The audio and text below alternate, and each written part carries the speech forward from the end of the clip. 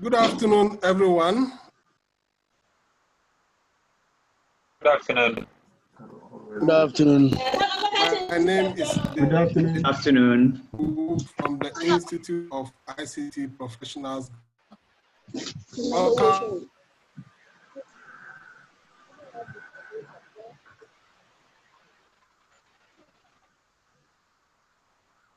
Data science.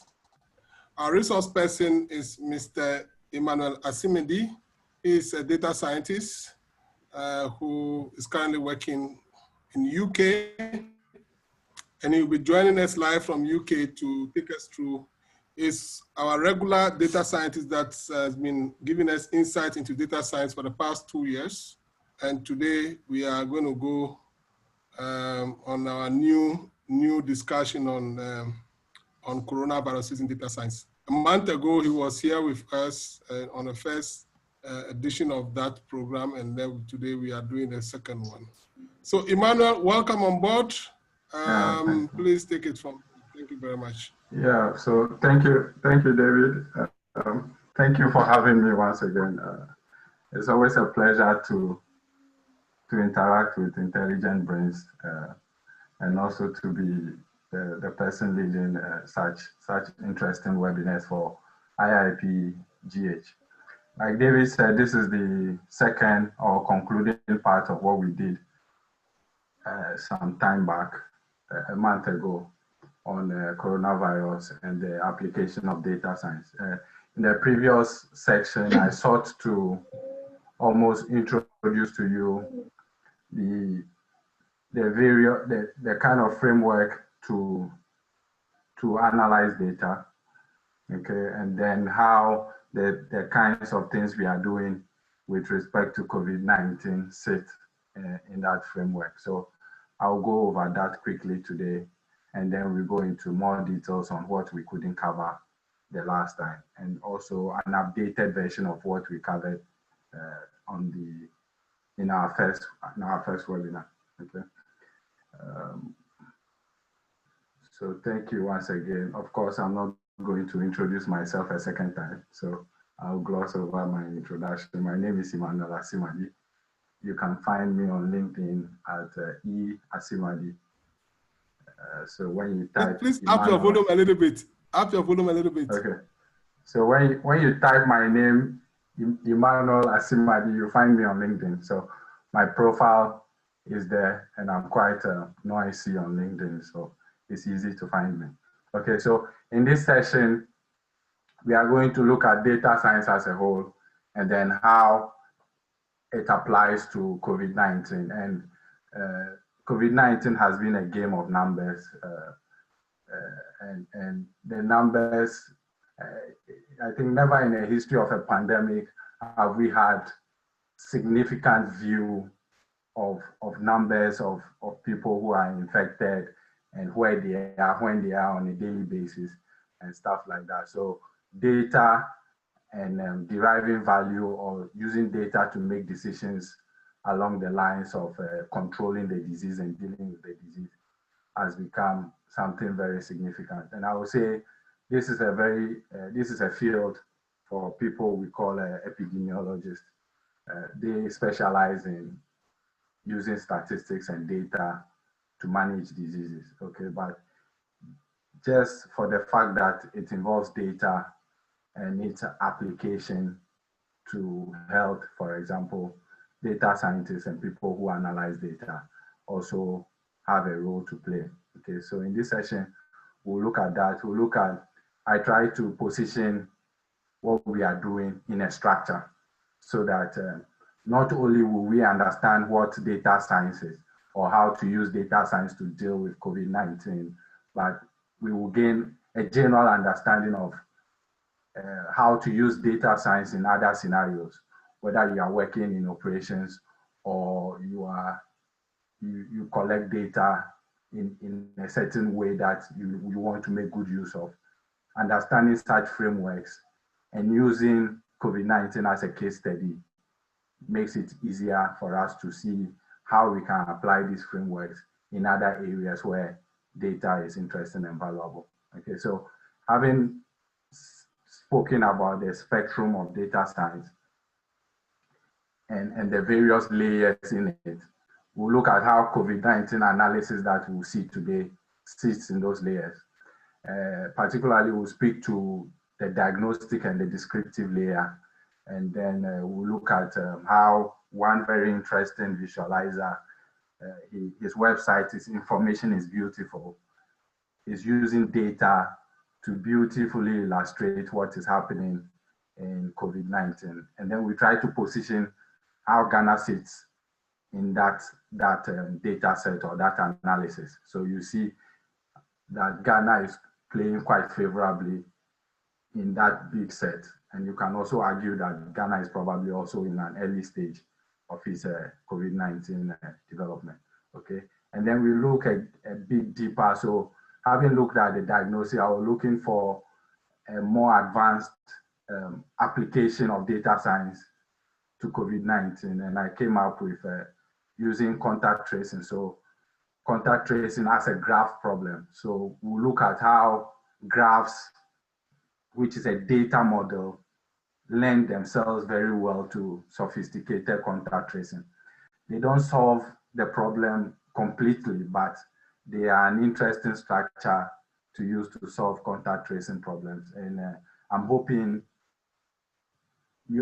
by exposing you to such data structures, you can begin to figure out what kind of problems you can solve with graphs.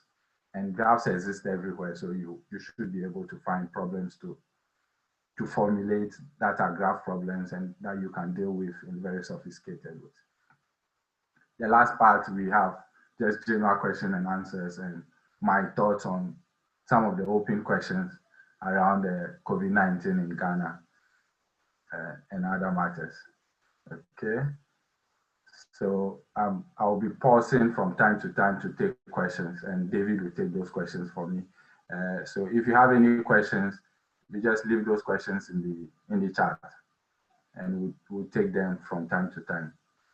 So here I've captured a spectrum of data science, and this is something I often do when I'm introducing a problem that we have to deal with in data science. That going from left to right, you have increasing complexity in dealing with the problems you have, and you have we suppose that you have increasing value as well from left to right, but you can consider these things as the different layers that you can use to measure your maturity as an organization using data science or doing things relating to data. So in our early stages of using data, we typically look at the state where we are just using data to describe things that have happened. So we call that the descriptive layer or the descriptive spectrum. So that part, you just look at what happened. You look at the data and just decide that, okay, this is what happened. You don't do too much with that, but you just know that this is the information and this is what has happened. And things like BI, that's business intelligence, reporting, and visualization fall in that layer. Then you go to the diagnosis layer where you are looking at why it happens. So the descriptive layer tells you what happens. In the diagnostic layer, you are being more intelligent. You are trying to figure out why it happened. Then you go to the predictive layer where we are trying to do things around predicting the future. Okay, so as we go along this spectrum, we recognize that there is more value and there is more complexity. Okay, in today's session, I think a lot of people sometimes downplay the first two layers because they have been with us for a very long time, but they form a significant entry point into the higher layers of being able to use data to predict stuff. So to be able to do a good machine learning model, you definitely need to understand the data you are dealing with and what kinds of correlations exist in that data. Okay, so the first two layers are things that people generally think are for the analysts and tend to sort of downplay it. When you see literature around data science, that literature always speaks to being able to do things around artificial intelligence, machine learning, and stuff like that. But in today's session, you will see that even the descriptive and the diagnostic layer, things that happen there are not trivial, and that you can still derive value from data when you take those layers seriously, okay? Now, when you have good graphs of that layer, then you can sort of do very interesting things around being able to tell the future. In the instance of COVID-19, you want to be able to tell how the disease will progress in terms of the number of cases to expect in a week's time, in a month's time, and stuff like that. You also want to predict your capacity requirement as the disease progresses. Okay, so you want to know, okay, the disease significantly affects people with underlying conditions. Can I find a model that predicts that in 2 weeks' time, I'm going to have 1,000 people requiring critical care? And is my hospital dimensioning able to cater for those requirements, okay? So in the predictive layer, you want to do those type of things, and that is what happens there. In prescriptive, we are sort of doing automated reasoning, and we think that things around Monte Carlo, things around recommender engines, where we sort of prescribe to you the solution, seeing the options or seeing your past patterns. There's no human involvement, and we can sort of tell that this is what you will do next. Okay, so what we are going to analyze from now on will sit in one of these layers as we go along.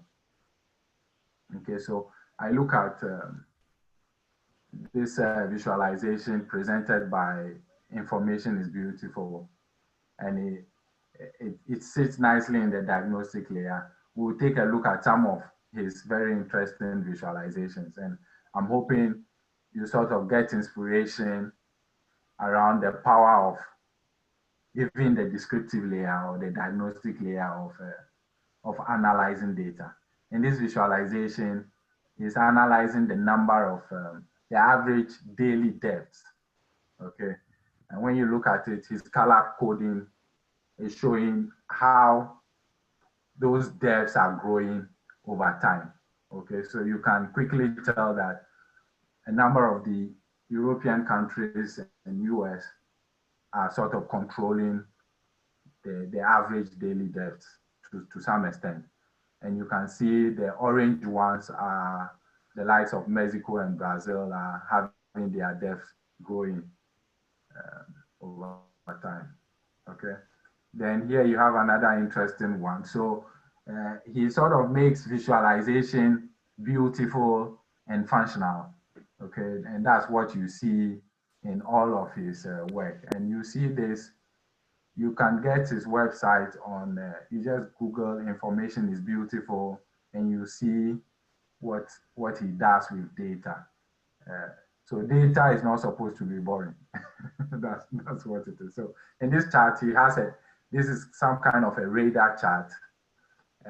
He's telling us which countries are decreasing in terms of a weekly average number of new cases. Okay, so you see the likes of France and Spain and Switzerland, and a number of the European countries are in here. Okay, so, and the height of the spike shows the percentage of decline or increase if you are on the right side. Okay, and on the right side, you see those who are having their cases increase. Okay, he tries to arrange it in alphabetical order. So you see in this visualization, aside it being informative, you see there is a lot of creativity around it. I like the fact that he is using colors nicely, and then the fact that he's using the dimensions of visualizing data quite interestingly. So when you look at the dimensions of visualizing data, data visualization is just a way of using pictures to encode numbers, okay? And when you look at your pixel that you have on a screen, you actually have things like height, you have the size of an icon, you have the color, and you probably have the position to be able to represent data, okay? And here he's using positioning, he's using color, and he's using height to do something very beautiful, okay? And the conclusion around this, you can quickly see almost about this about 20, 50 points at a go. And we can like draw conclusions like EU is sort of controlling a bit of, is sort of having the disease under control. We have a number of, I think we have a number of African countries where it is growing, and then some part of Asia, and then South America, that's Argentina and Brazil, all having their fair share. The disease sort of models around, feels like a wave. You have had the China wave, then we got into the European wave, the Americas kicked in, and hopefully we will not get a wave around the other areas like Africa and South America, because those ones will be tougher. Okay, so we also look at, here he's trying to show some numbers by number of confirmed cases against deaths. Okay, so he shows the case fatality rate. So on the right side, you see the countries with the most number of cases. The United States, by virtue of its population, is having the most number of cases. Okay, and you can also, you analyze this data, even though it's a comparison, you analyze it with the viewpoint that different countries have different capabilities of testing. And they also have different test strategies. Okay, so some countries are testing more widely than others. So if your country is not testing as wide as other countries, the number of cases you see here will be less than what other countries are reporting. But it's a good gauge of what is happening around the world. And when you have this, as a country, you can tend to compare yourself with the rest of the world, okay? And then also try to understand which countries are doing well in controlling the disease, so you can learn from them, okay? So you look at it, I think what is very interesting is the case fatality rate. This is the number of people who end up dying from COVID-19 out of the total number of people for whom we know the outcome. Okay, so these are people who have recovered together with people who have died, and it is not the total number of cases. Okay, so out of the number of people we have an outcome for, in the US, the case fatality is 6%. So 6% of people generally die from the disease. And there are other places like the UK where we are doing around 14, Spain, France, all above 10. But on average, the case fatality is 7.2. Where do you think Ghana will measure? The case fatality for Ghana is 1.7. Okay? So if you decide to put Ghana on this case fatality map, there are a few countries that are better in case fatality than Ghana. There are only a few of them. You have China, you have Chile. How did I get China? You have Saudi Arabia, which is doing 0.5. You have Russia, and you have, yeah, those are the few. Okay, so the case fatality of Ghana is fairly good, and is interesting. And you also, as a data scientist, your skepticism should also be up there, that you hope that the measurement is right and that you are measuring everybody, that you are counting everybody that comes in or that dies out of the with COVID, and for that reason you are getting. And if you are doing that and getting this low case fatality, then you are in a good place. Okay, so yeah, so this case fatality computation is coming from today's data. I hope I got it right. So it's having Ghana's total number of recovered cases about 1,700 and 31 of them and 31 deaths. Okay, so when you are computing this, is the total that we have an outcome for, and the 31 is the numerator. Okay. So it's me trying to redo the calculation in my head because it's quite nice. Okay, so we look at the other KPI, the other measure which is interesting is the case per million people. Okay, so in Singapore, so this almost like standardizes the so that you can compare how the disease is prevalent in the population. Okay, so it's comparing against the population of the country. Okay, so when you do that, the highest case for Singapore, or cases per million people. And for that same measure, Ghana is doing like 200 cases per million people. Okay, so when you take a million people, 200 of them have COVID. Now that is using the population of 31 million for Ghana. Okay, and then number of deaths per million people, which is the million people, Ghana is doing 1 death from COVID per million people. And so that is way below.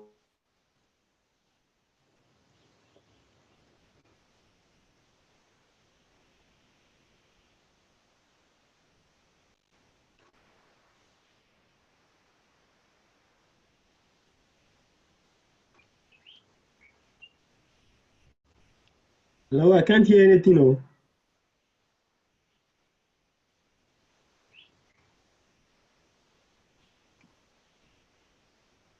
Are you there?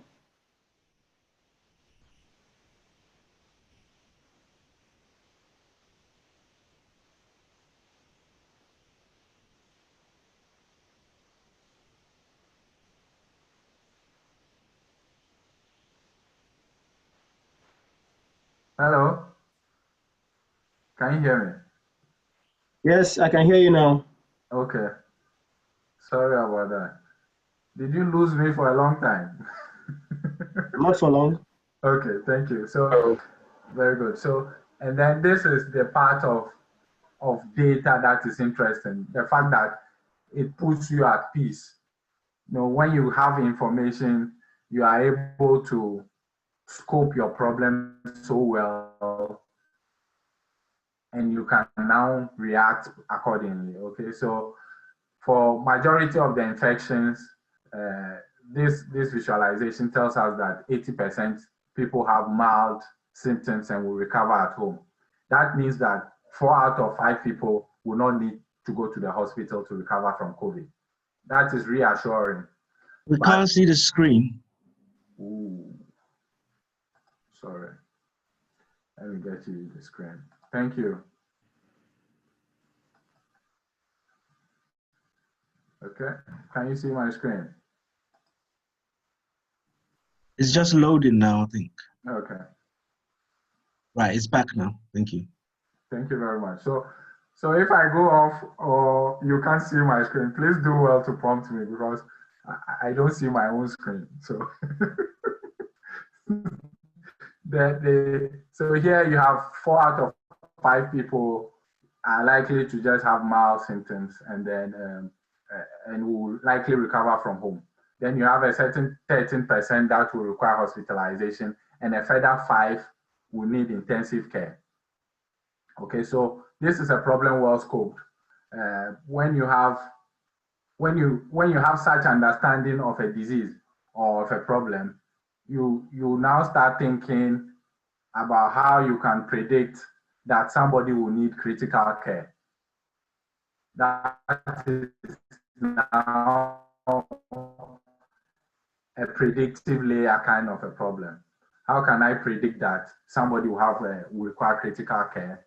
And then in that space, you will now see what are the indicators that somebody is likely to require care.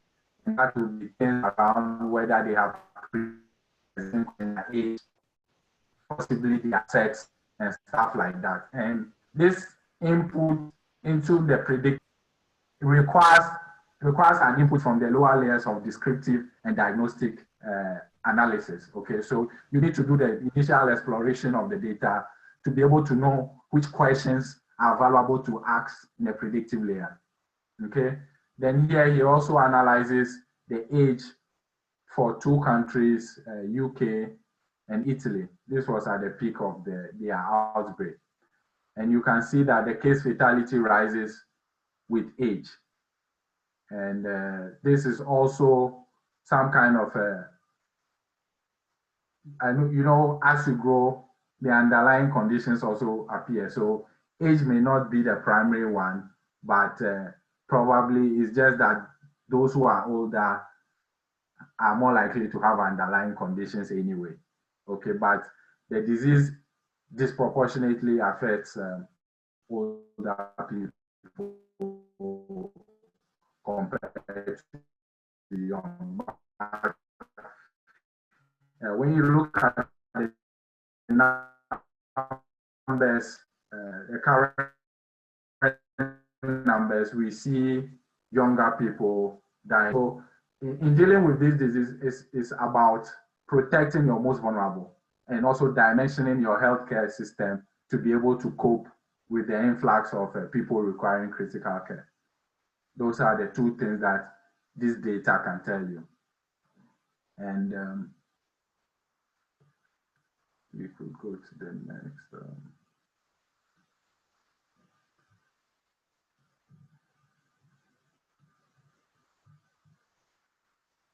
Okay. Are there any questions so far? Hello. Yeah. Yima. Yes.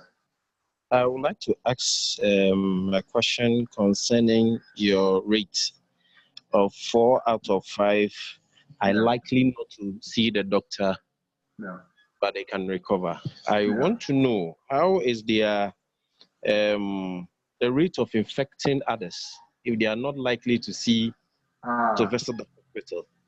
Yes. So yes, that's the bigger that's the bigger problem, and that's why we still have problems dealing with COVID-19. The fact that healthy people can carry the virus and continue spreading it, and we'll see that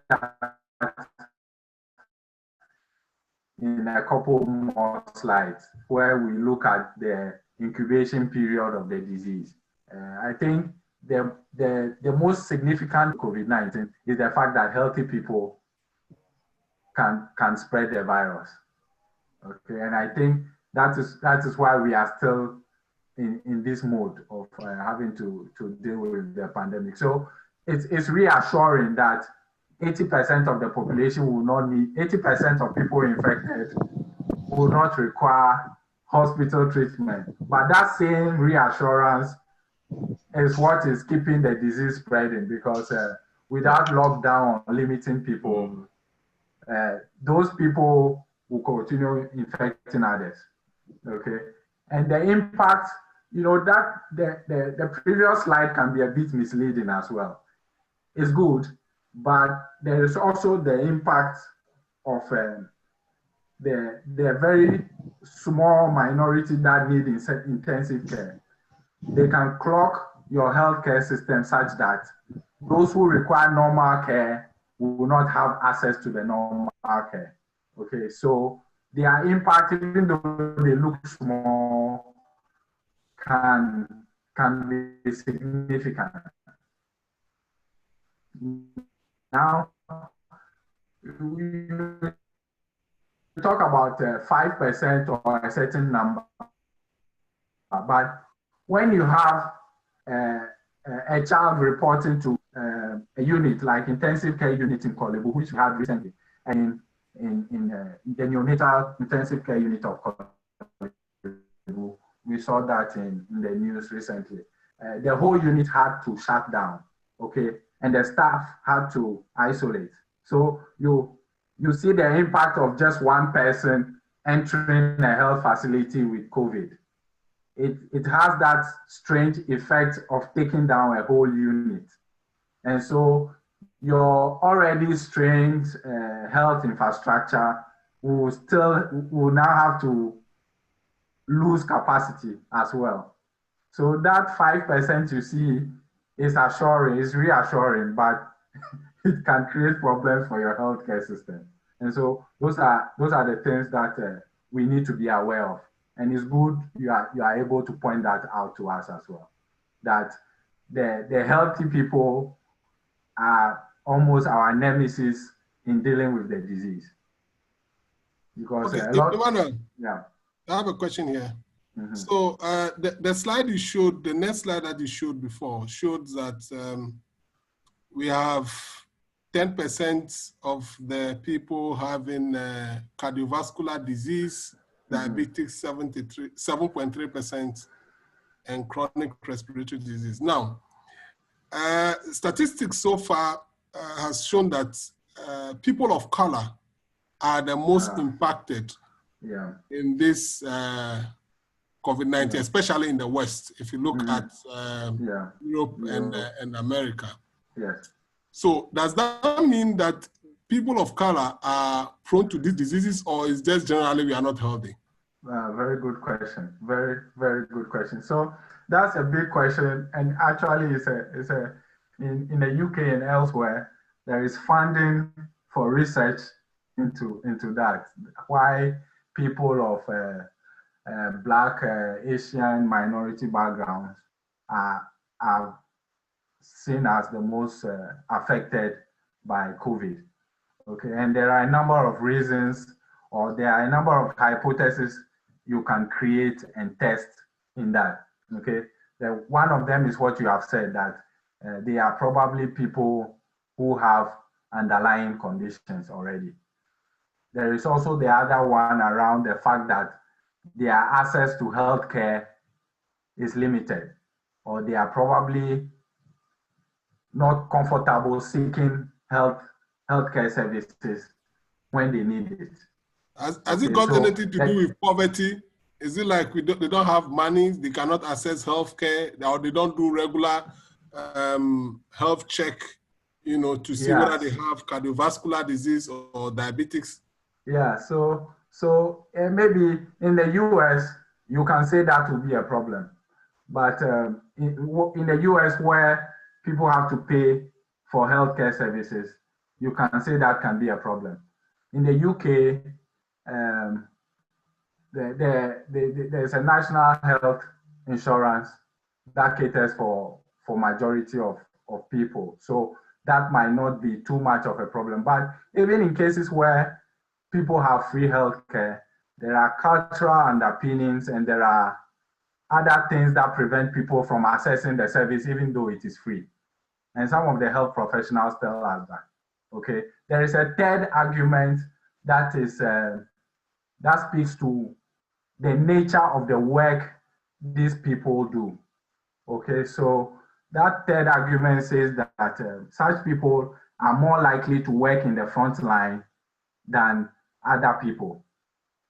Okay, so the cleaner, the doctor, the ordinary GP, the nurse, and all that, they are more likely to be these minorities are more likely to be in the front line where they are exposed to the disease. Okay, so the question involves testing all of these arguments and seeing which one has the most significant effect. I think all of them will exist in explaining why ethnic minorities suffer most from the disease, like die most from the disease no, sorry, I should say it correctly. They are disproportionately affected from the disease than other ethnic groups. But the other argument is you probably are not seeing the same or similar death rates in the origin countries. Okay, so if you take Ghana, for example, you don't have similar death rates. If you compare how Black and ethnic minorities are dying in the UK and say that by extension, Blacks in Ghana will die, those two rates are not comparable. There are less deaths in Ghana from COVID than there are of Black people in the US or in UK. Okay, so in analyzing the data that way, you can sort of isolate some of those indicators. But clearly, having a cardiovascular disease is a significant indicator that you will require critical care, or you are significantly at risk of dying of COVID-19.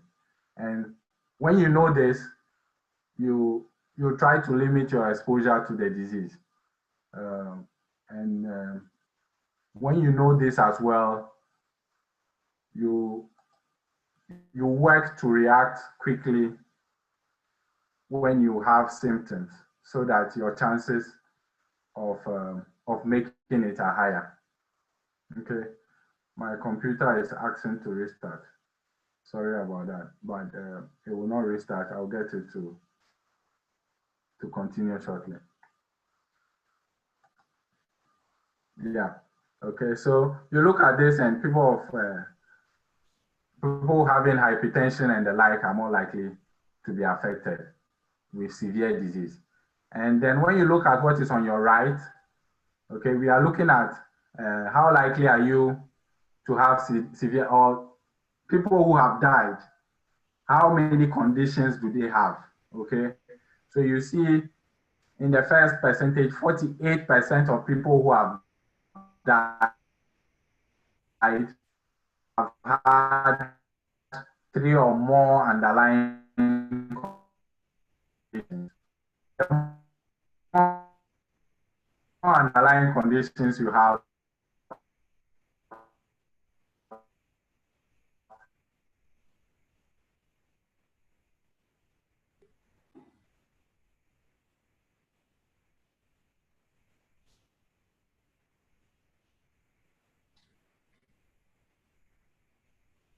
applies widely. Okay. Now we look at some of the interesting characteristics. Oops, have I lost you? Yeah, you went off a little bit, but now we can go ahead. Am I still online? Yeah, you are online now. You can go ahead. You can go to the next page as you wanted to.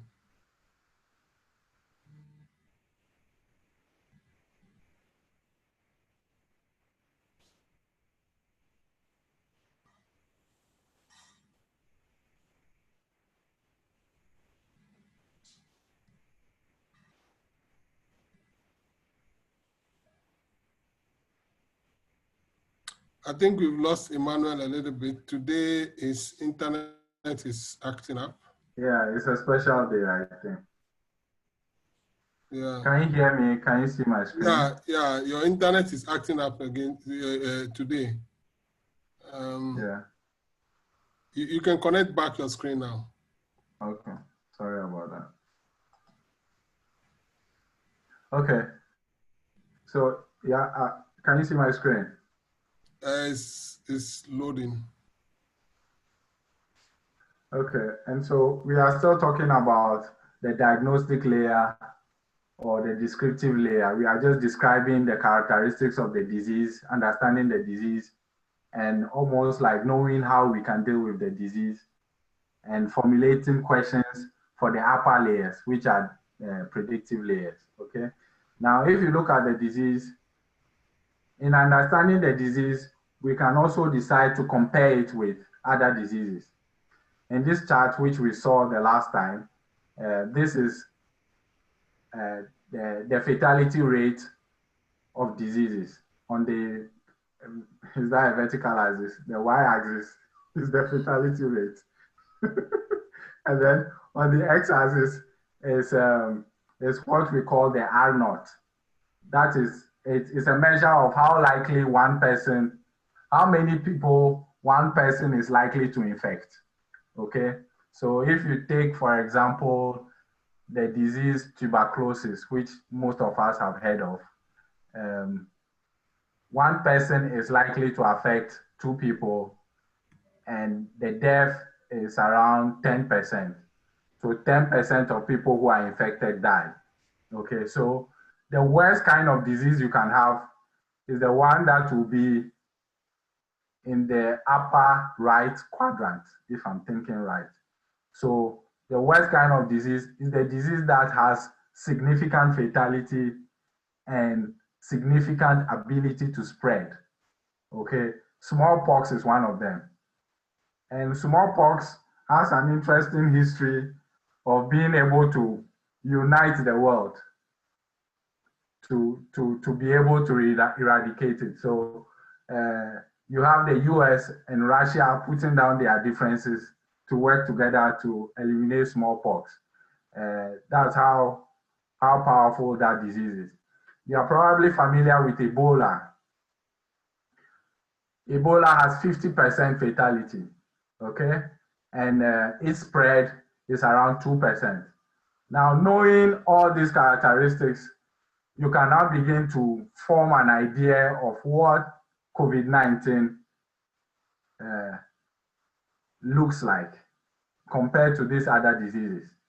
Okay, so COVID-19, the transmission rate is now between 1.5 and 3.5. So at its peak, 1 person infects 3 people, okay, a little over 3 people. And then the fatality rate is ranging from 0 to 3.4, okay?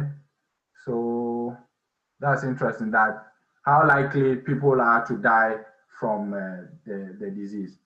The other interesting one, which speaks to the question you asked earlier, is the incubation period of the disease.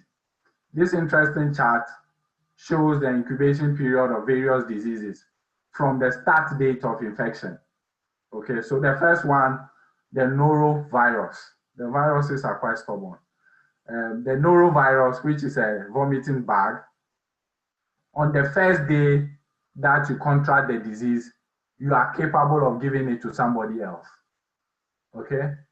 And the incubation period, fortunately, is just 2 days.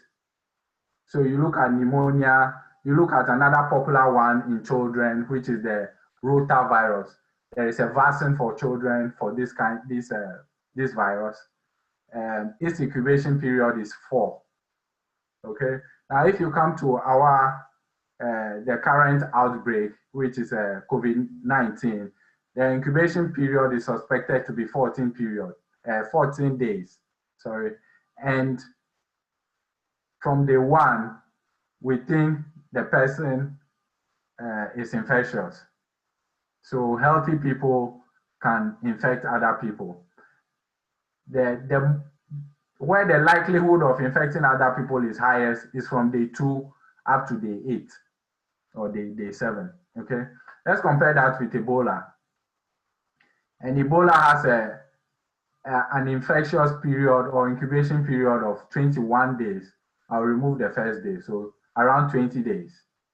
Okay, so you now can analyze and start discussing why Ebola did not become a pandemic, but COVID became a pandemic. And one of the important traits of COVID that made it become a pandemic is the fact that healthy people can spread the disease. And the mode of transmission is air droplets. Okay, so it's easy to spread, and healthy people are able to spread the disease. When you look at Ebola, Ebola is more fatal, okay? But by the time you are diagnosed, you don't have the ability to move about to spread the disease.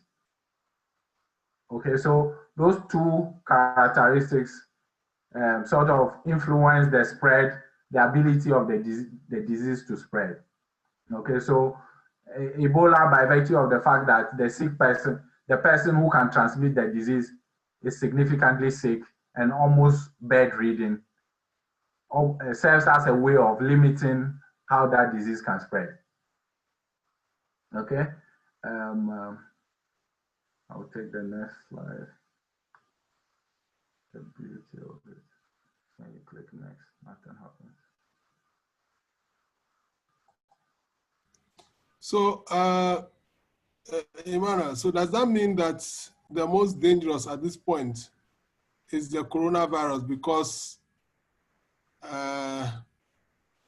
it can actually spread before the symptoms will show? Yes, I think that is the most difficult aspect of COVID.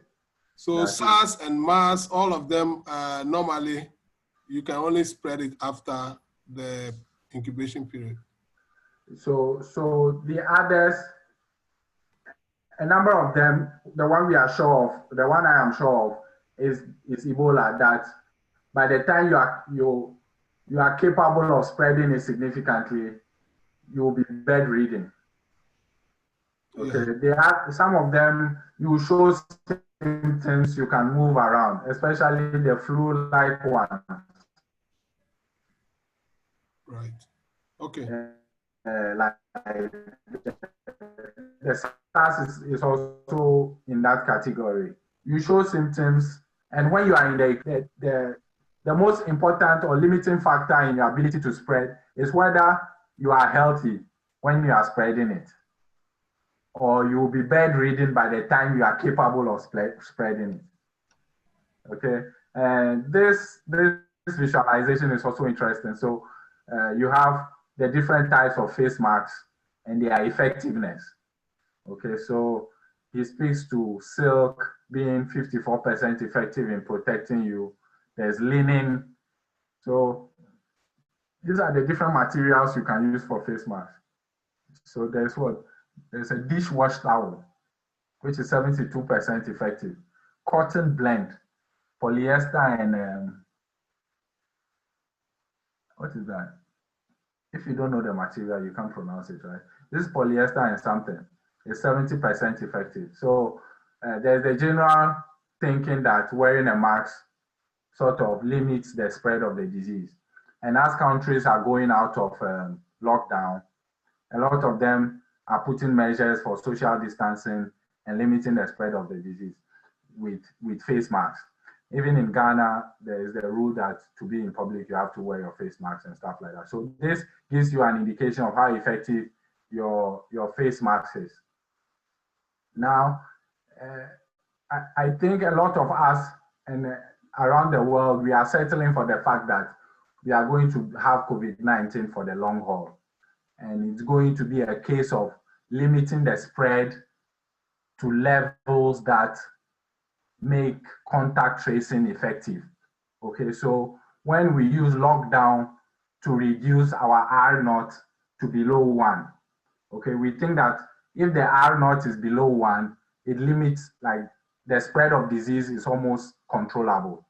Okay, so the strategy a lot of countries are using is to use lockdown to limit the disease, the R0 of the disease to below 1, and then in that state, put up significant capability for contact tracing. So in some places, they are requiring that you have apps on your phone that enable contact tracing.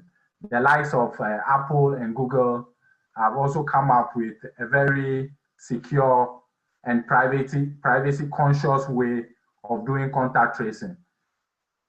That will feed into that strategy that once I have the spreading characteristic under control, I can ease the lockdown and then activate contact tracing capability, okay, so that when there's an outbreak, I can quickly isolate people and then control it, okay? So that's going to be the strategy until there is a vaccine or until the disease vanishes by itself, which is what we hope for, okay? So we will be wearing masks for some time. We'll probably, if you are a software developer or if you are somebody in the space of data analysis, something around contact tracing would be interesting. And contact tracing, the important note is that it is only effective when the disease is under control. When it is spreading to say left, right, center, contact tracing is ineffective, okay? So developers would be interested in building apps that can do contact tracing or creating technology that can help us with contact tracing. The disease disproportionately affects men compared to women. So what you see here is 63% risk factor comparing men to women. Okay, so men are more likely to die of the disease. And you can tie it to the underlying factors that maybe men are more likely to have more underlying factors and stuff like that. But these things, you have to look at the data to be able to explain it. Okay, then we look at how COVID-19. This is very significant. This is very significant. Yes, it is. You mentioned that over 60% of men are at risk. Yes. When you are comparing the risk level of deaths.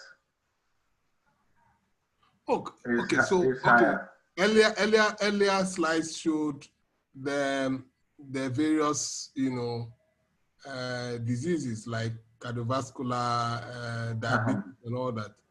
Yeah. But does that mean that men are? This is a bit confusing. Yeah. Men are prone to all those diseases than women, or what? Yeah. So this is not prostate. This is not prostate cancer. Or so we can use that to explain it. We can use maybe the fact that men are more likely to have those diseases to explain it. We can also maybe say that men are less likely to visit the hospital early enough. There are a lot of hypotheses that we can use, we can test in order to be able to explain stuff like that. Okay, all right. It's easy to see, it's clear that it disproportionately affects men compared to women. And, the other slide also showed that surgical masks is the most effective of 90%. Yes. So does that mean that, if you really want to protect yourself, you should go for a lot of surgical masks? Yeah, so. And all these gloves that we are buying in town? The surgical mask, we want to reserve it for the healthcare professionals, don't we? Yeah. They are more exposed than any of us. Yeah, so, but I can be living with somebody who is having a disease, maybe, or when I join a public transport, or when I go to the office or to the supermarket. Mm-hmm. Yeah. So you're best protected in a surgical mask, but we want to reserve and depending on how you are exposed to the disease, okay, if you are not going to be including people who are coughing into your face and stuff like that, you are probably fine with a 70% protection that a linen cloth will give you. And the other thing about the death rate in healthcare professionals is that an important trait that determines whether you would have a severe disease is whether your exposure to the disease was significant. So if you were significantly exposed to the virus, whether you have underlying conditions or not, you are more likely to go into severe disease. Okay, so that's why we like to protect our healthcare professionals more. Now, if you look at the next slide, hopefully this is the last slide on the diagnostic layer. You see where today COVID-19 sits. So this is the 7th of May, right? COVID-19 sits somewhere at the top of other well-known diseases, even though it has been with us for barely 5 months. Okay, so it won't be surprising that at some point it will even topple HIV in terms of number of deaths per day. So COVID-19 average number of deaths per day is in the region of 2,000, just slightly below HIV/AIDS. That has been with us for a very long time. So it is a disease very unforgiving and in a rush. Hopefully we are able to stop it in time, but it's on the rise. Okay, so please, there's a question. Please, let's go back. There's a question. Somebody wants to know. This is my friend Efosa from Lagos, Nigeria. He wants to know what is significant exposure. Yeah. So the exposure that healthcare professionals have, the definition of the exposure that is enough to transmit the disease is being in close communication with somebody for 15 seconds? Yeah, I think it's 15 minutes or 15 seconds. It's one of the 15s. Being in communication with somebody for that 15 minutes, you can pick it up that way. It's in droplets. The significant exposure, you can look at it in the view of healthcare professionals. There, you are consistently exposed to people who are likely to have the disease. And there are procedures that you can do in the hospital that sort of blow up droplets into the air, for example. So the air you are in as a healthcare professional can be contaminated and you can stay in it for a long time. Okay, and that can form significant exposure to the virus.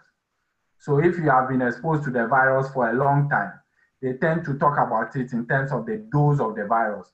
So your initial dose of the virus is a good predictor of whether you fall significantly ill or even die out of the disease, aside the underlying conditions. Okay, so if I stay in a room where people are coughing and having COVID, and I stay in that room for a long time, I have exposed myself significantly. And the amount of virus that I take in, if it's that significant, it doesn't matter whether I have underlying conditions or not, I can suffer severe disease. Right. There's another one that here, which is very interesting. Tuberculosis, we have drugs for tuberculosis. Yes.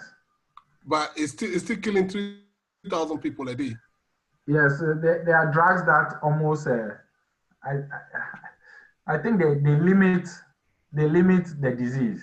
They suppress the disease. That's what I would say. Those drugs are drugs that are used to suppress the disease. And tuberculosis deaths can be connected to HIV deaths. Okay, so people with HIV can easily get tuberculosis because of their reduced immunity. Okay, so HIV and tuberculosis kind of work together in a way to kill people. Okay, so it's still prevalent, but maybe in Africa more than elsewhere, like in the developing world more than any other place. So okay, this comparison, yeah, David. Oh, thank you. Yeah, so this comparison sort of puts it clearly that this disease is not what we initially thought it was. It's not like common flu. It kills, at the last time I checked, they say it's 10 times more deadly than common flu. Okay, and it's proving itself quite significantly. So what you don't want as a country is for even if your population is healthy when they acquire the disease, you don't want the healthy population to go and touch the vulnerable population. Okay, so your measures, even when you think that, oh, your death rate, and this is very much related to the question that was asked earlier, even when you see that your death rates are low, you still want to put in measures so that your healthy population doesn't get into a cluster of sick people and takes them out. Okay. So I picked two other things here. One is that now this is killing more people than malaria. Yeah, good. Do we have malaria on the chart? Yes, please. Malaria is just below it. Oh, I didn't see that. And then the second one is that I want to find out swine flu. Is it still there or it's only during 2009? It was just an outbreak. I don't think it's still there, yeah. All right, okay. It was just, if I remember right, it's just one outbreak and then the rest will be small outbreaks. So it is now HIV and coronavirus that we don't have any drugs for at the moment. HIV is in some countries, HIV is almost taking the feel of hypertension where it can be managed throughout your life. Right. Okay, so people with HIV, if you are in a country where it is not stigmatized, you will get drugs that will make you live a normal life. You should feel like you are just a hypertensive person. Like it is just managed akin to the way we will manage hypertension. Sometimes I have to choose my words properly, isn't it? Okay, I have a question here before you go. Yes. From David. I don't know how to determine death rate. Is the death rate per confirmed cases or per inactive cases? Good. So the fatality rate that is comparable to every other person's fatality, every other country's fatality rate, is the fatality rate with the denominator as the cases that the outcome is known. So the cases that the outcome is known is 1, recovered, 2, the person has died. So that's the denominator. So recovered plus death is the denominator. The numerator is the number of deaths. That's the fatality rate. The active cases, the outcome is not known. So you don't use that to compute the fatality rate. Okay, so you are looking at the bucket of people whose outcome of the disease is known. How many of them died? That is the measure you can do things with. That in my country, 6% of people for whom the outcome is known die. Then you know that, okay, this is what you have to do. The other one is the inverse of that. Interesting. The inverse of that is the recovery rate. I think people prefer to show the recovery rate, but that's like the inverse of it. So the number of recovered cases divided by the outcome, the number of people for whom the outcome is known. So there are other data sources. Worldometer is the popular one. Sorry about the call in the background. Hope it dies by itself. So John Hopkins provides data. There's COVIDly. There's also Power BI visualizations. So if you are somebody who is interested in visualization, this slide with the links in it will link you to very interesting visualization that you can play with. So if you are interested in learning BI, data visualization, and doing the stuff around what we have just seen, understanding phenomena and trying to propose solutions and asking the more complex questions of how to forecast and prepare for the future, these people can give you inspiration into that space. Okay, so in the data spectrum, the data analysts, the BI experts, they will be happy with this type of thing. Okay, now when you go further, you are entering the ability to predict. And the questions that are interesting to you is you want to predict the infection rate. Like today, 10 people have contracted the disease. How many people will contract it in a month's time? Or how many people will have the disease in 2 weeks' time? And stuff like that. All that helps you to dimension or to just, if you are able to predict, there is also the effect that you are able to tell that the measures you are putting in place are causing your trend to deviate from your prediction. Okay, so that in itself is important. Sometimes it may not be that obvious, but if you predict that in 2 weeks, you will get 10,000 people infected, and you do a lockdown, and in that 2 weeks, you get 7,000 people, you can now say that it's because of the lockdown that you didn't get the 10,000 people. That is a kind of a counterintuitive way of using it, but it is valuable being able to tell how the disease will escalate in future. It's quite exponential. So if you think of it that one person can infect 2 people, and if we just do it linearly, okay, by the time you get to 32, it will be 2 to the power 32. And you can know, and assuming that one person actually affects 2 people, by the time the disease gets to the 32 stage, it will be 2 to the power 32, and you can do the math. So it grows exponentially very quickly. When it grows, and you are in danger, what you want to do is to protect your vulnerable, and then see how you can control it.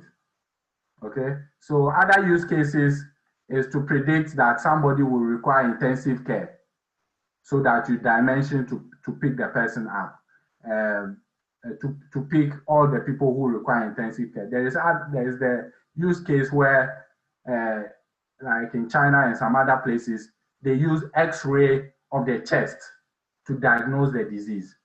Okay, so you can imagine that in an emergency unit, okay, of a hospital, somebody arrives needing mouth-to-mouth resuscitation or some kind of resuscitation, and you are not sure whether the person has COVID or not. Okay, so that you don't have the luxury of taking samples and then spending, even if your turnaround is 6 hours, you don't have that luxury.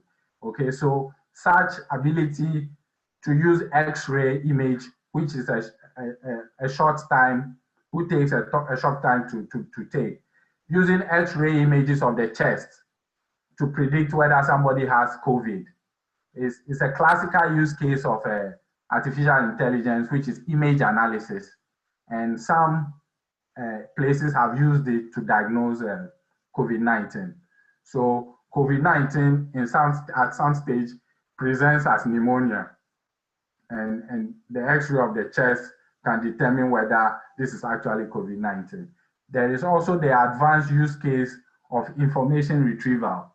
Okay, so here, if you are somebody who is interested in natural language processing like myself, there is that use case where from COVID-19, and this is a competition on Kaggle currently, there are thousands of publications about COVID-19, how it is spreading, how which people are most vulnerable, and so many questions, even drug research related questions. So as a researcher, if you have to comb through all these papers to find information you need, it could be difficult. So one use case of predictive analysis is to use machine learning to be able to retrieve relevant paragraphs. Okay, so when I have a question like, I want paragraphs related to COVID-19 drug research, it should scan through all the thousands of papers around COVID-19 and present me only the paragraphs that are relevant to drug research. or present to me only the paragraphs that are relevant to the symptoms of the disease. Okay, and talking about symptoms,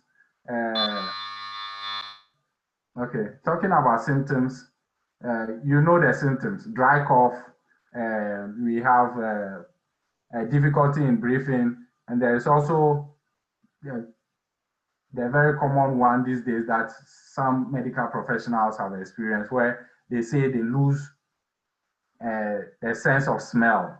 Okay, so as we are discussing this, when you pick up any of this, you should isolate yourself and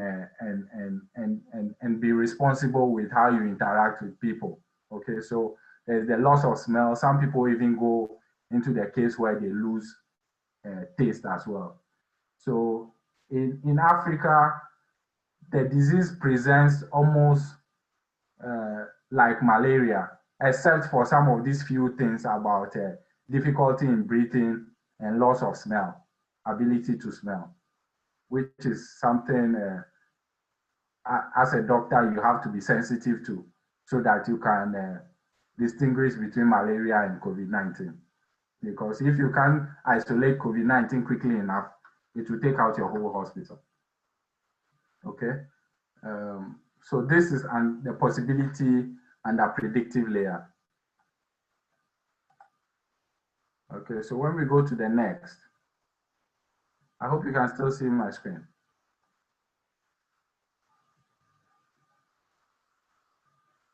Hello? Yes, we can see. Yes, yes, we can see your screen. Very good. Please okay. Yeah, so now we are talking about the next type of problem. So we finished talking about diagnostic. We talked about the possibilities of using data for predictive stuff. Now we look at the problem of contact tracing. And this infographic is one of the most interesting ways that the future of contact tracing should be like, okay? So you have a person A who lives in a home with person B, okay? That person takes a train with CD and then sits at work with EFG, okay? So it's just A, B, C, D up to G. So you follow the argument, and then goes back home and lives with AB, okay?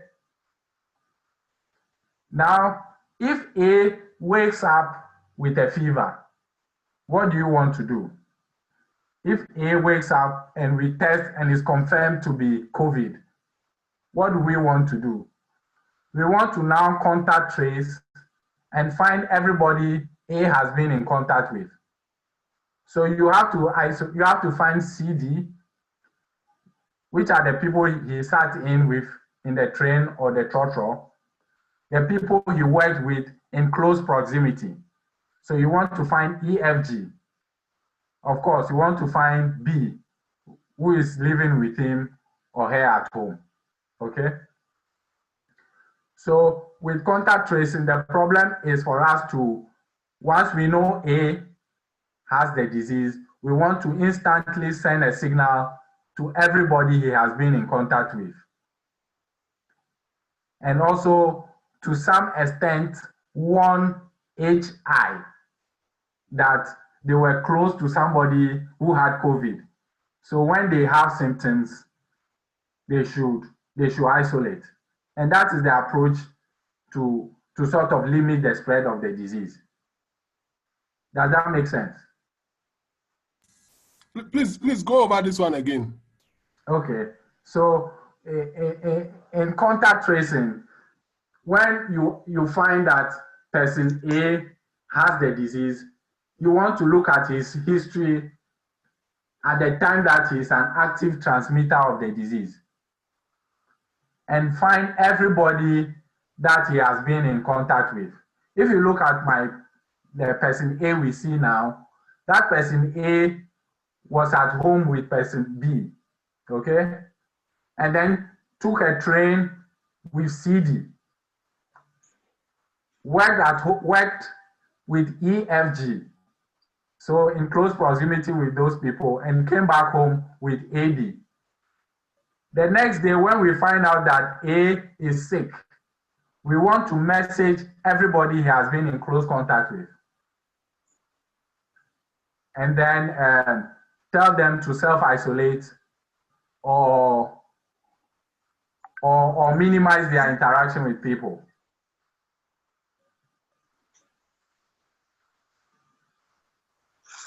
Okay, then, and then you also want to see that you decontaminate all the medium that A has interacted with, so that the disease does not remain on the surfaces and infect other people. That is the contact tracing we need to implement going into the future. Okay, and Google is already trying something around using Bluetooth to determine people who have come into close proximity with each other. That is the beginning of the solution. And here I will demonstrate to you that this is a very nice graph problem, just in the next couple of slides. Okay. Now, where is this line coming from? Did somebody just mark my my visualization? Looks like somebody marked the slides. But let's assume that, so I put this together. Let's assume that... Please, there's a question here. Okay. How effective is mobile apps use in contact tracing? Excellent. We've seen the likes of New Zealand, Australia, China, South Korea, etc., as there are two sides to it. One, requires human intervention. Two, automated without human interaction. Which one is better, one or two? How is this possible considering the challenges in Africa? So this is also coming from my friend from Lagos, from Nigeria, Lala. Okay. Yeah, Lala, that's a good question. So the apps offer the brightest chance of doing good contact tracing, okay? The apps and what Google is trying to do with Bluetooth. Okay, so apparently your Bluetooth can communicate with other devices, other phones that are in close proximity with it. So when they exchange their keys, we can log it somewhere that person A was in close proximity with person B. So that in future, if person A catches the disease, we can inform person B. So Bluetooth is one of the ways. An app that has GPS coordinates as part of it, and other things would be another way. But there's a risk of privacy and stuff like that that people have to deal with. Okay. There is also another way of relying, and it's not foolproof, but relying on telecommunication data. And that is what is significantly available to Africa.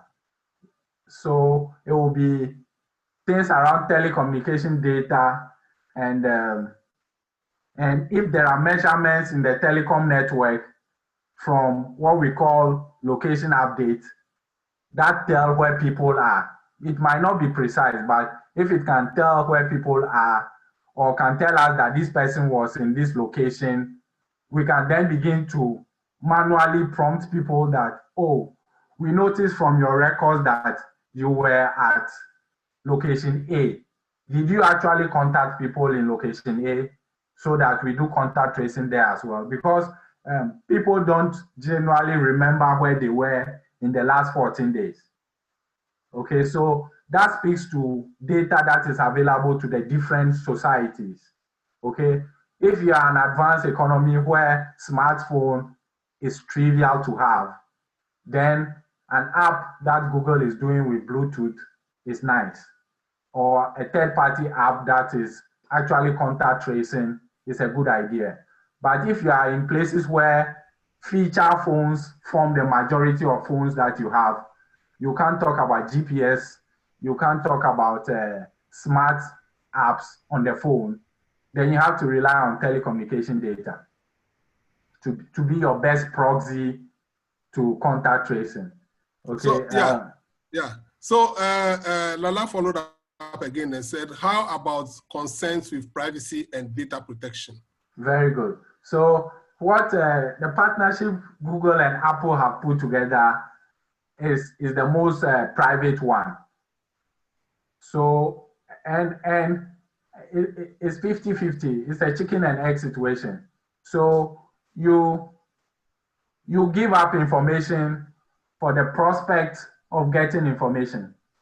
Okay, and that is how you have to even design the app. So if I am designing an app that is going to do contact tracing, you don't do the app in a way that it's as if you are forcing the user to use it.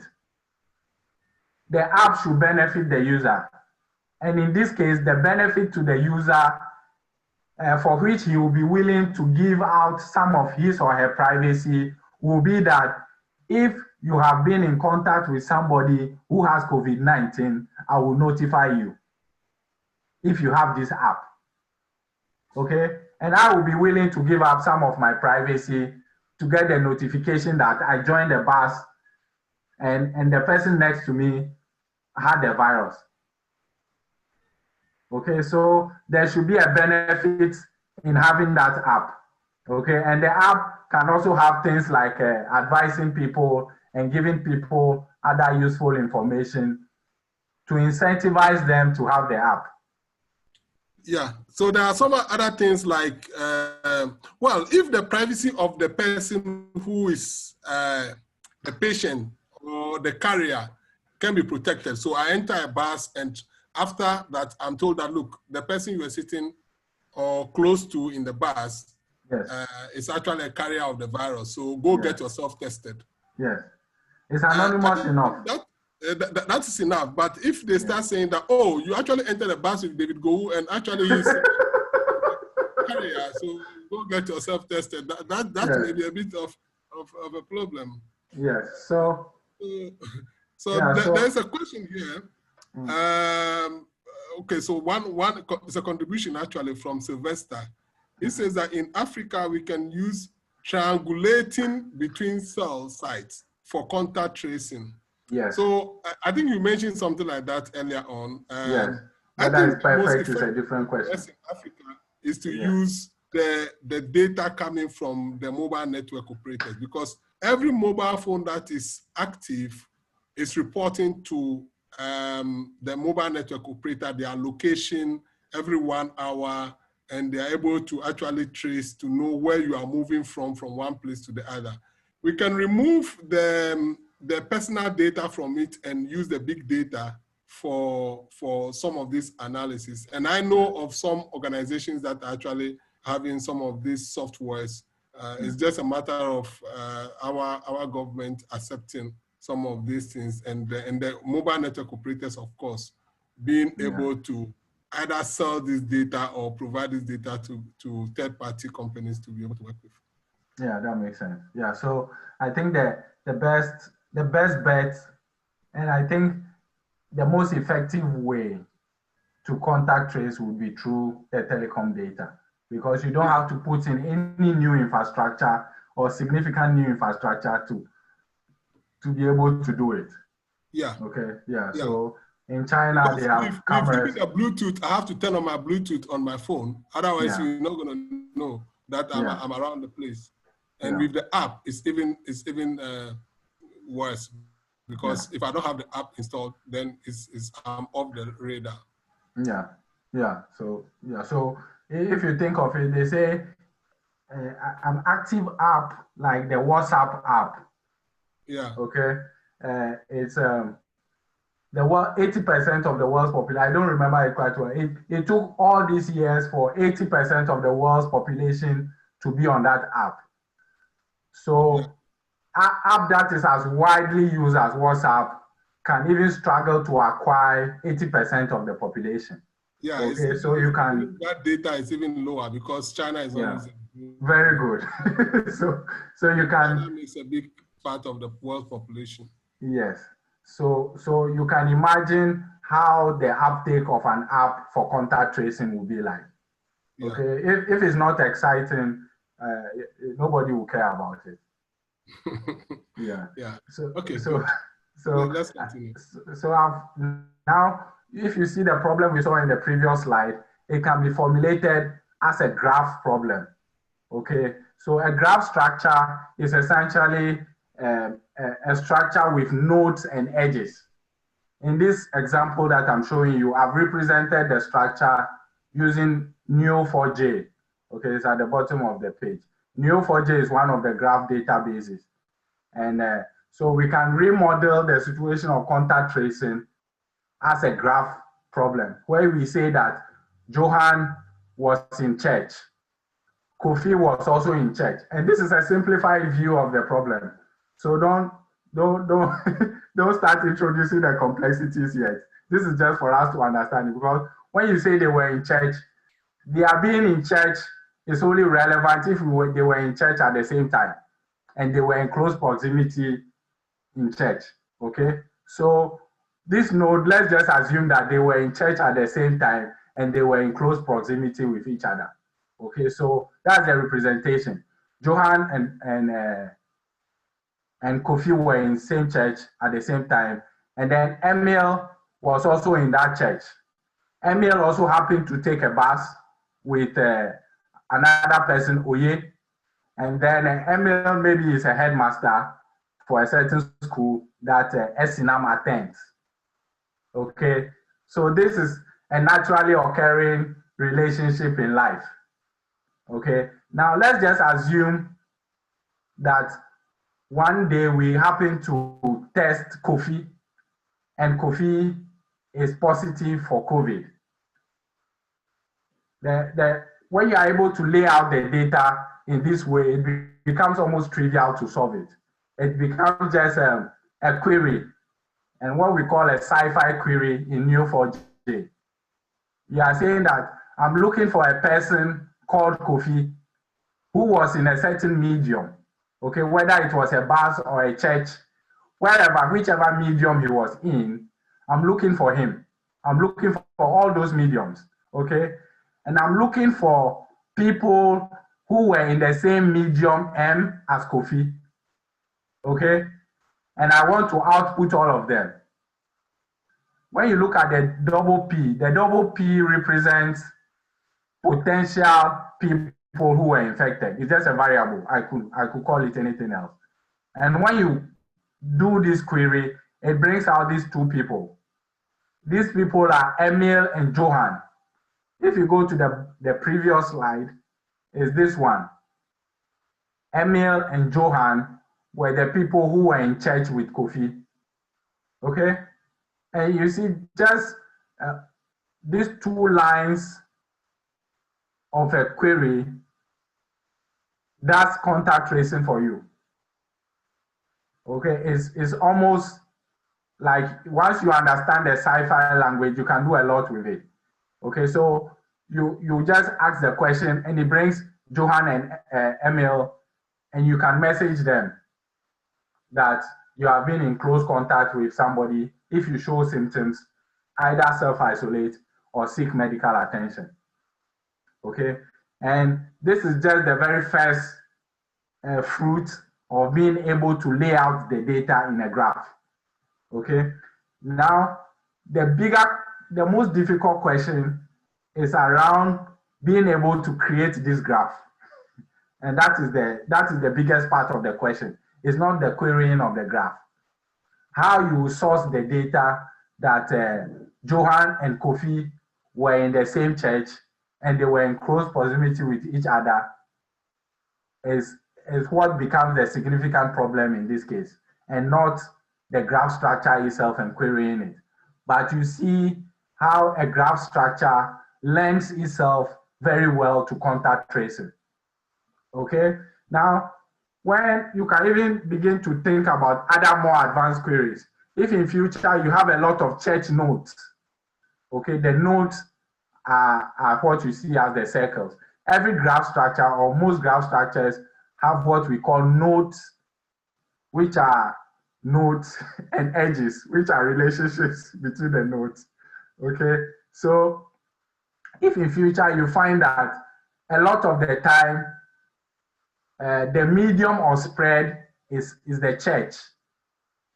Okay, let me use a better example. If at some point you find that the medium of spread is a bus, okay, with this graph structure, you can easily do a query because you can now count M, which is what we saw here. We can now find a way of counting M, which is the medium of spread of the virus. We can count it and say that no, a lot of the time people get the disease from boarding a bus. It means we can leave schools open, we can leave the church open and shut down transport. Okay, so if we are able to transport the problem into a graph problem, we can do such fancy stuff. And then there is also more interesting stuff that we are able to isolate that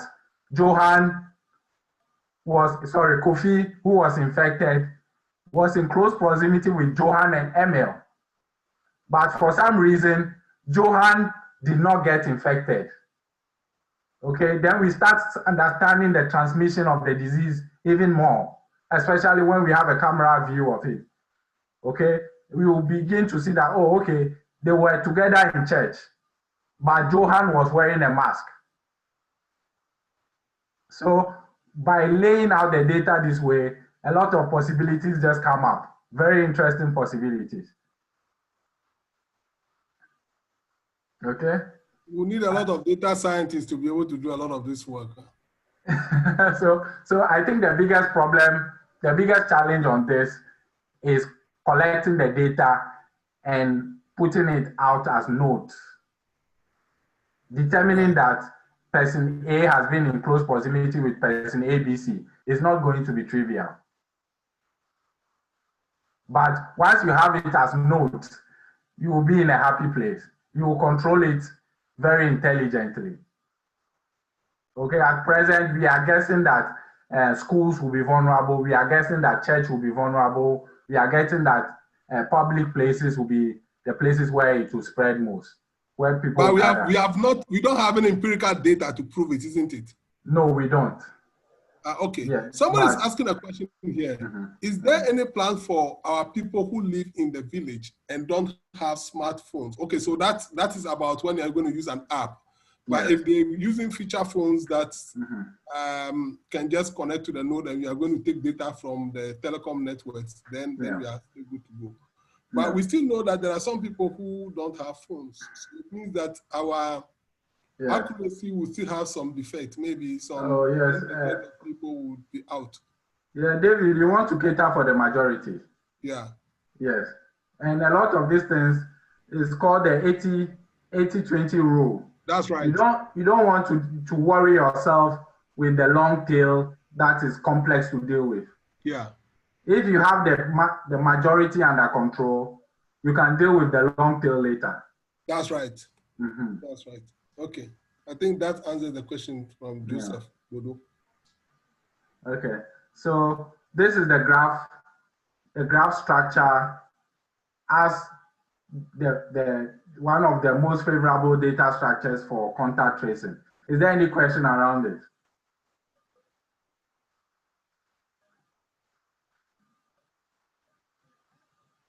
Okay, I take that as there's no question. So here, I speak generally to some of the interesting things. I think a lot of the people are still learning the data science. So we hope some of them will join our upcoming data science lessons so that they can pick some things. Yeah, so that's interesting. So for anybody interested in data science, you just choose what is interesting for you and pursue it. There's a lot of classes and tutorials that can help you. Some people might even be interested in learning a language like Python, which your institution is also offering to be able to do data science. So Python is one of the most easy, like the easier languages for doing data science. Once you learn it, you can transfer the learning into other languages as well. Yeah, just to chip in that we offer data science or Python training those who want to start from beginners level to advanced. And Okay. at the end of this presentation, I'll share some of our slides with you, those who are interested Okay. in pursuing something like this. Are you doing it online? Yes, so you know we are doing everything now online. So we have our lessons online in the evening, especially for professionals, 7 o'clock to 9 o'clock, 7 p.m. GMT to 9 p.m. GMT, so that you can learn. You can start from scratch. So Yeah. Okay. we have 3 times in a week: Tuesdays, Thursdays, and Saturdays, for those who want to really start a new career in data science. And as you can see, it's very interesting. Everything we are doing here, we have data behind it that is actually controlling what we are discussing. So that's fairly interesting. So you have in this slide, I'm showing some of my general thoughts around how you can think about the disease and how to deal with it. There is the area where you want to be strong in the area of surveillance. So how prevalent is the disease in the population? So that speaks to statistics and stuff like that, that when I randomly pick 10 people, how many of them are likely to have the disease? And then I can just extrapolate that without testing everybody to say that a certain geolocation is in serious trouble of spread. So I should lock down just that geolocation. Okay. So there is where the area of, in surveillance, you want to focus the spread of the disease. There's something also around information dissemination. So you want to have a way of providing accurate information to people. And the chatbot, which is an automated, a glorified tree, people call it that, but some of them are quite intelligent. That allows people to interact with agents in a very natural way, to provide them information and guide them through branching choices. So you can envisage a chatbot that is used to do FAQs and MIFs, or a chatbot that is sitting in front of a customer care center, so that we don't get the customer care center overloaded with calls. And this is something that Microsoft used to support Denmark when they were overloaded with calls. So at the peak of COVID-19, the government of Ghana announced the emergency number 112 as the COVID-19 number. It was just a matter of time that the number just got clogged. So people who actually needed it for emergency services could not access it. So one way of dealing with that is to put a chatbot in front of the customer care center. And these days, chatbots have become so advanced that you can't believe the capability they have. And we can talk about them later. But you can create a chatbot as a natural language agent, okay, that exists on its own. And you can integrate it to a lot of interfaces. So you can integrate it to Facebook, possibly WhatsApp, Twitter, and even for some of them, integrate it into a telephone network. You build it once and it's available everywhere. It can even be available in your smart device at home. So you say, okay, Google, I want to talk to the COVID-19 app, and it activates it and allows you to navigate the menu. You can imagine this bot sitting in front of a customer care center for COVID and sort of asking people whether they show symptoms, like the survey the government of Ghana did, the app the government of Ghana did. It could also be implemented in a chatbot. And people tend to be, in a number of cases, we find that people are more curious about using chatbots than going to fill a survey. Like it's coming up because a lot of the time we are doing messaging, and chatbots capitalize on the patterns that we are used to in messaging to be able to answer questions and provide information to us using those same messaging patterns. Okay. Then there is the point of care. So from surveillance, you go to access. So there's a question here. Is predicting predisposition to a disease and death same as analysis risk factors? I really don't understand the question. But analyzing risk factors, okay. Yeah. They will connect to each other.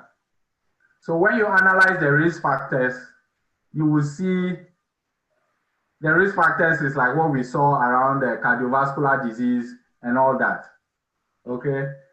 When you analyze that, that can form an intuition of what is important in your data. Okay. And you can use that intuition to almost predict whether this part of your population will be impacted in this way or something like that.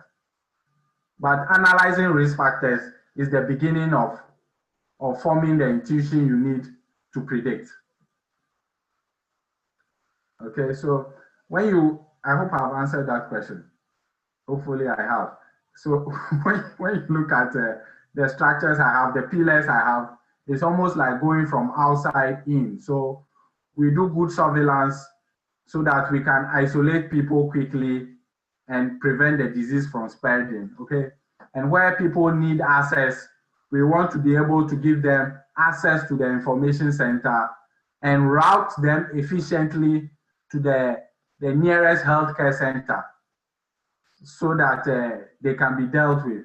You don't want people who are infected to be transporting themselves in public transport and going into outpatient departments to get treatment. Okay, so those are the kind of things you think about in the access layer. Then when you look at care, you want to be sure that when people need intensive care, there are beds available to deal with intensive care needs. There is also the aspect of, for intensive care, there is something they call triage, which is something you don't want to do. It's almost like playing God. That you look at people's characteristics and say that because person A has hypertension, is less likely to survive. So I'll give the single bed that is left to somebody who is more likely to survive, who may not have yet reported to the hospital. You have that scenario playing out in other places already. And they define it as wartime scenarios, where you are triaging patients and you can even possibly leave the bed empty, okay, because there is a patient who is less likely to survive and is going to occupy the bed and end up not surviving. Very difficult decisions in the hospitals, okay? Then you have the area of dignified death, that in the unfortunate event that people die, you want to give them the dignified burial and avoid contamination with people who have to deal with the corpse, okay? And in some cases, you see some countries actually put up mobile morgues to deal with such scenarios.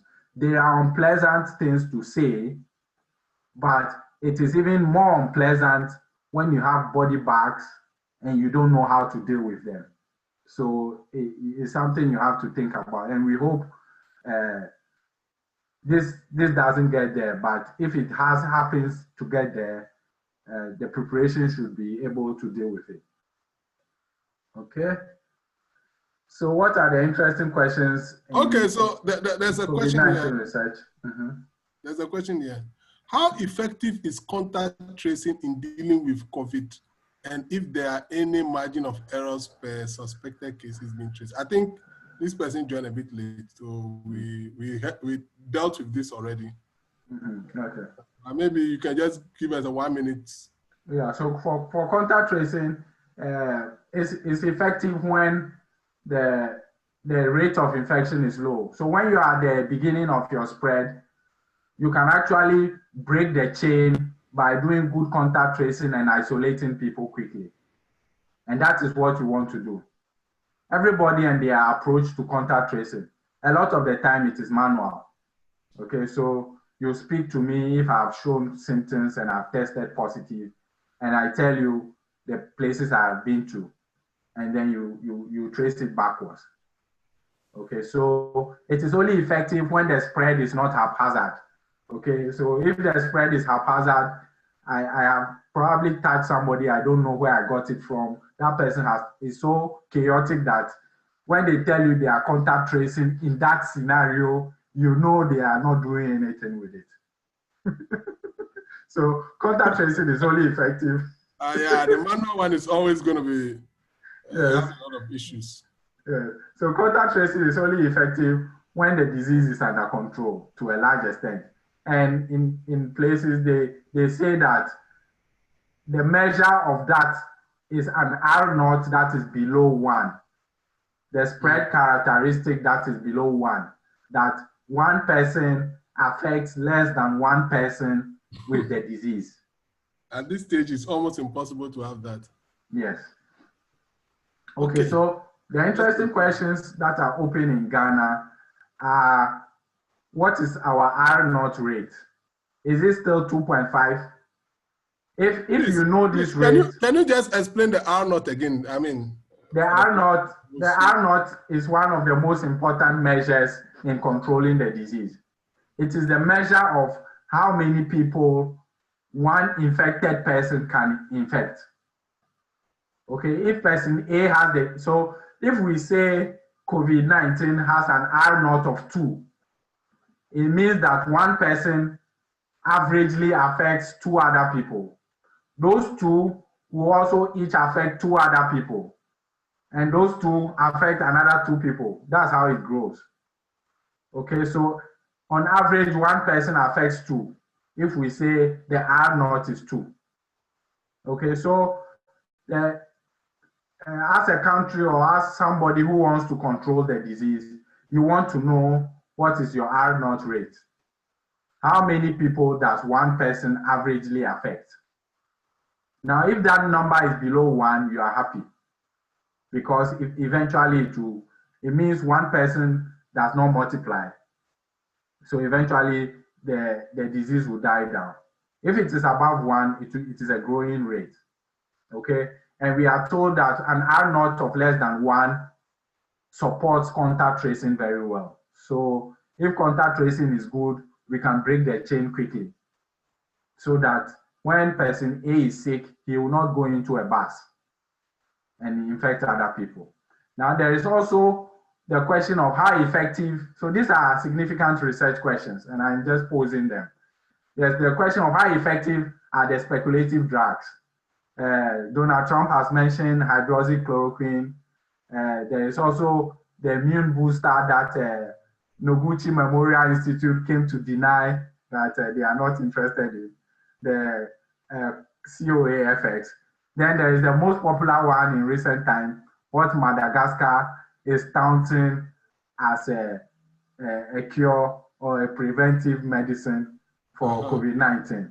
So ability to test the efficacy of these things is a science that involves data. Okay, there is also the hypothesis that so we want to test the effectiveness of a BCG, the TB vaccine, in preventing acute disease. Okay, so there is a hypothesis that if you have potent antibodies for TB, which is what a lot of people in TB endemic areas have. So if you have had the injection for TB, the 6 childhood killer diseases, if I remember right, you usually will have a mark on your shoulder. Now, if you have effective antibodies for TB, some people are postulating that you are not likely to develop severe disease when you have COVID-19. And there are arguments that TB is also a respiratory disease anyway.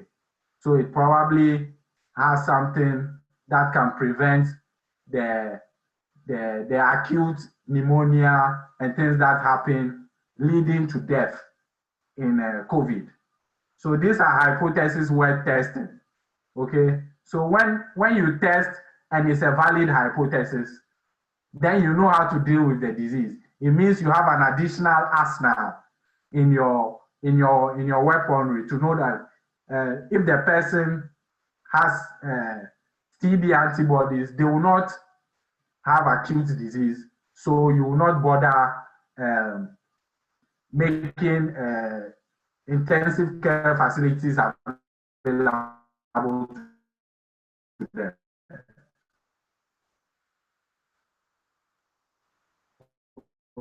Okay, or you will inform your decision on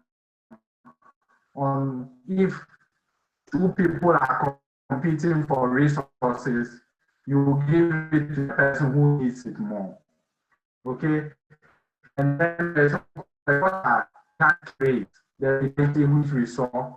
I computed 1.7. I hope my math is right, because the number of deaths I got was 31, and there was about 1,700 recoveries.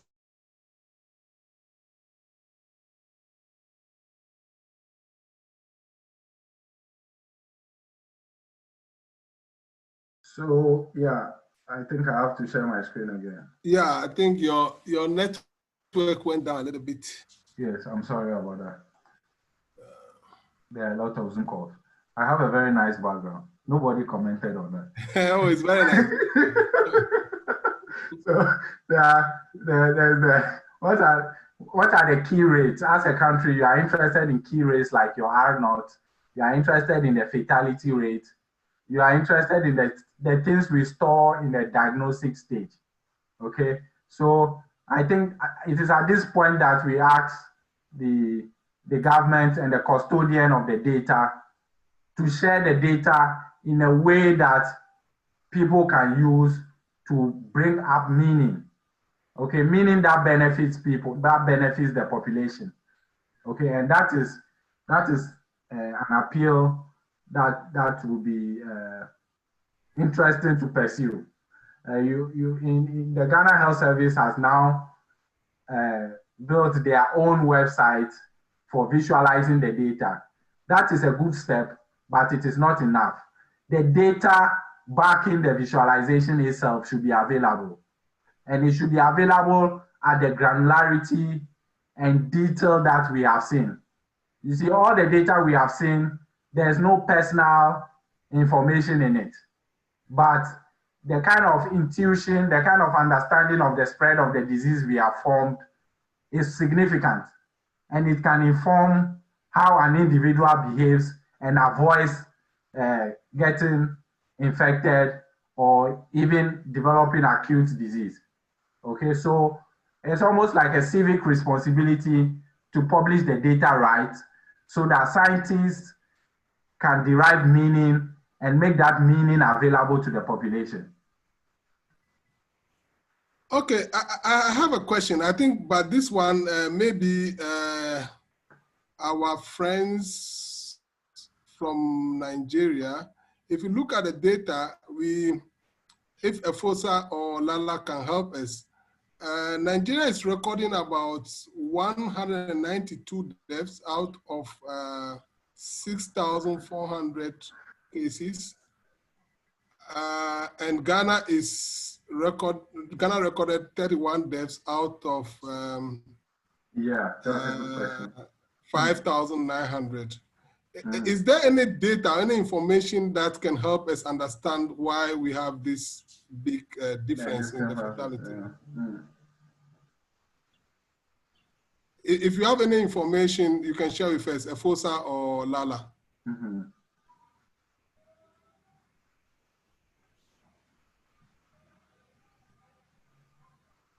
Okay. So okay, you have to unmute your mic. Yeah, this is Lala.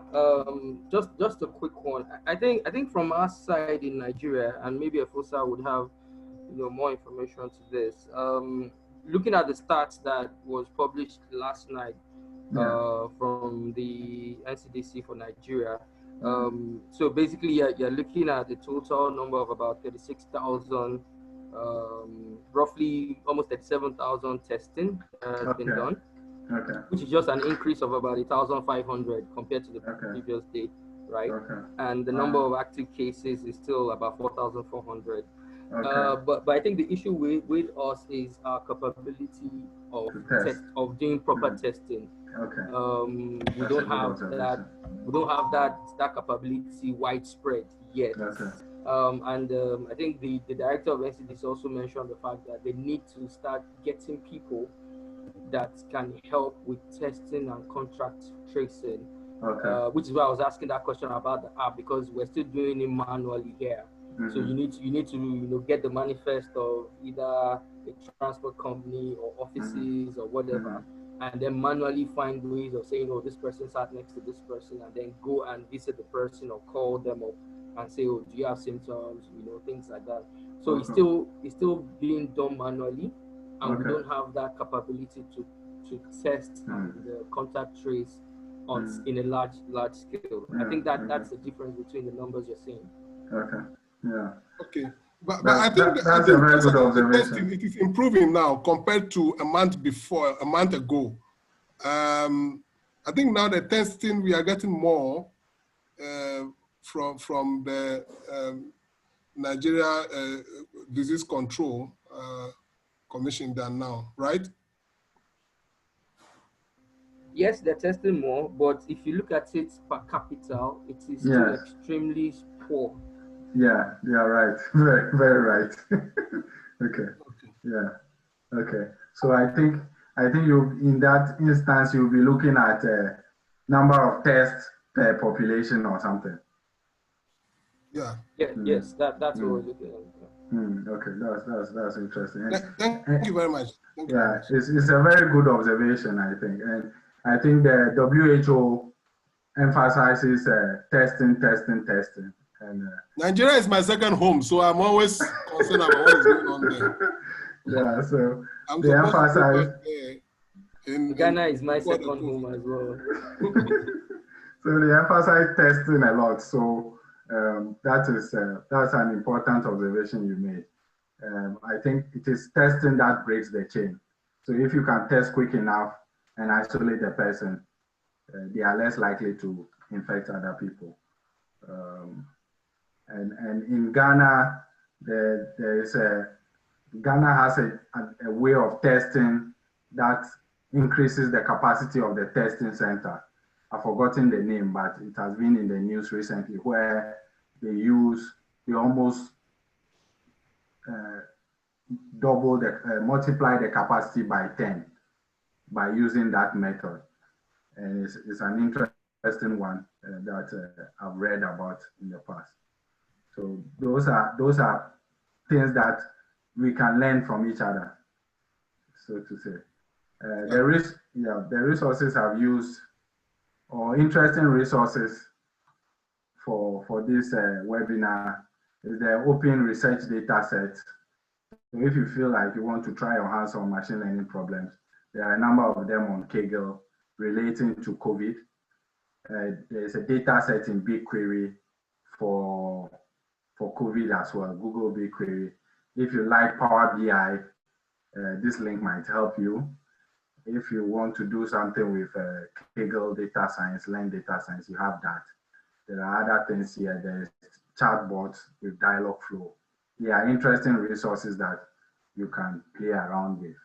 And of course, there is also IIPGH that can guide you, hold your hand through the maze. The world has too much information is the bigger problem than the lack of it. So we are here to help you. You can start from scratch. Yes. So after the call, you just get in touch with us. I'll share also on the screen how to register and join other people who are learning this.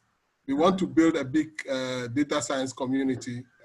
Emmanuel started this with us 2 years ago, and we are building momentum. We have a number of guys now, and we believe that data science is the future, and we need to get more people to get into this space.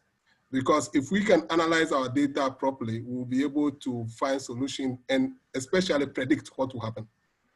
Yeah. So thank you from myself. David, you can conclude.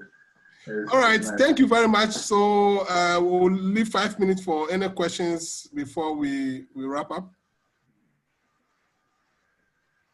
Any questions? You can open your mic and now ask your question if you have any. The best part is forgetting to open your mic.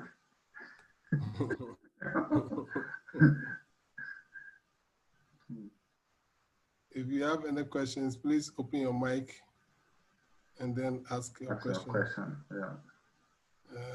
I think it's been a very, very interesting and insightful. Yeah. Thank you very much, Emmanuel, for another insightful webinar. We really enjoyed it. We got a lot more than we requested for. Thank you very much. This is yeah, yes, hello. please. We got it. Can you hear me? Yeah, we can hear you. We can hear you now. Hello? Yes, we can hear you. Please go ahead.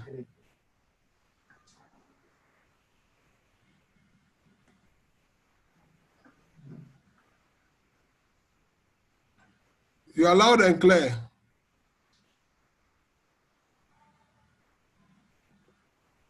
Are there any questions? Okay, so somebody is asking, is there a method for determining R naught? Yes. If you check it online, it's a complex math, but it's an estimation. Right. I've checked it online. It's quite complex. What you can intuitively is an estimation. Right. Yes, it's an estimation. But if you are doing contact tracing and you can form an intuition of how many people one person infects, you can determine that figure intuitively. Right.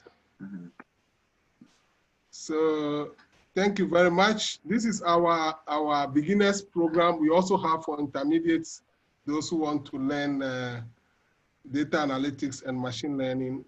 This one we are starting on the 2nd of June for 1 month, Tuesdays, Thursdays, and Saturdays, 7 p.m. to 9 p.m.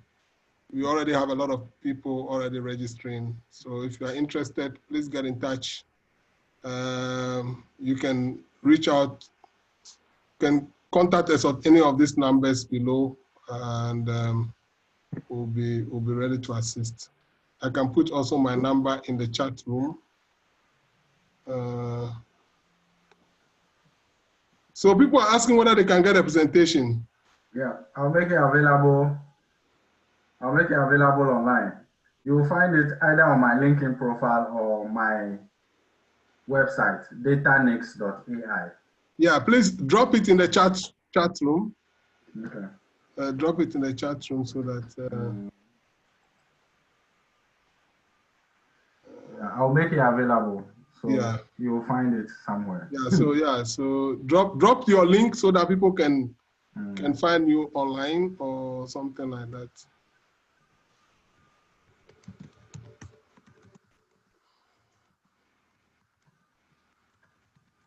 So those who want to start a data science program, you can join us. Hello? Yes, sir. Yeah, I'm saying. Good afternoon. Afternoon. Okay, so you just finished the presentation? Yes, we just finished. Okay, please. Do you have a question? Please, I'll be happy if you can share. All right, okay. Thank you very much. Okay. So we are done. If you want to join us for our data science program, you can contact me on +2 332 42 773762. Alternatively, you can send message or email to info@iipgh.org, and then you can reach out to us. Once again, we want to thank you, Mr. Emmanuel Asimadi. You've really helped us to understand this COVID-19 and how the data is moving around and how people are trying to get their heads around this virus. Like mentioned, the slides will be available. This entire webinar will be posted on YouTube, and the link will be shared by email to all those who participated. You can also find it on our YouTube link. So you just type Institute of ICT Professionals Ghana, you'll find the link there. Everything discussed here has been recorded, and we'll just upload it just like that without any editing. Thank you very much for attending this webinar. We'll see you again next week for another interesting edition. Okay. Thank you. Thank you.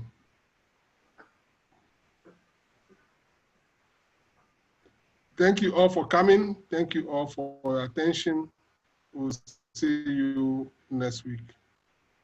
Goodbye. I'm leaving. Bye for now. Bye. All our friends from Nigeria and other parts. Yeah, we love to have them. Really appreciate yes. time for coming and joining us here.